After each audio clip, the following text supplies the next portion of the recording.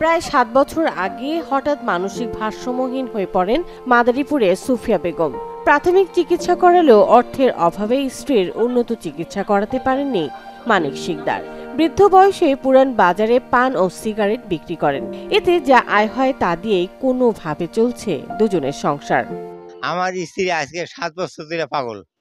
আমি আমার লালন পালন করতে হয়। আমার ছোট একটু পানের দোকান, আমি এই দিয়ে আমি চলতে হয়, খাওয়াইতে হয়, করতে হয়, গোসল করাইতে হয়। সন্তানরা দূরে আছে, একজন ওই বড়টায় চায়ে চুয়ে খায়, আর ছোটরা একটু ভালো আছে, আর একটা তো মরে গেছে, মায়ের দুটো মরে গেছে। শারীরিক সহযোগিতা পাইলে তাহলে চিকিৎসা করতে পারতাম।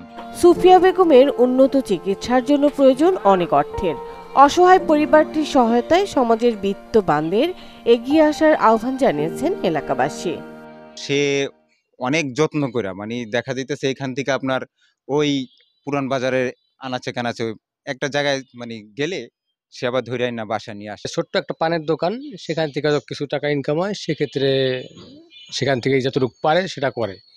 এদের আর্থিক অবস্থা খুবই খারাপ। আর সরকারের যদি তার একটু সহযোগিতা করতো তাহলে তো তার উপকার হইতোই। আমরা চাই এই পরিবারটা সবাই আর্থিক সহায়তা করে, সরকার থেকে অথবা কোনো পার্সোনালভাবে কেউ সহায়তা করে, তাহলে পরিবারটা দাঁড়াতে পারবে।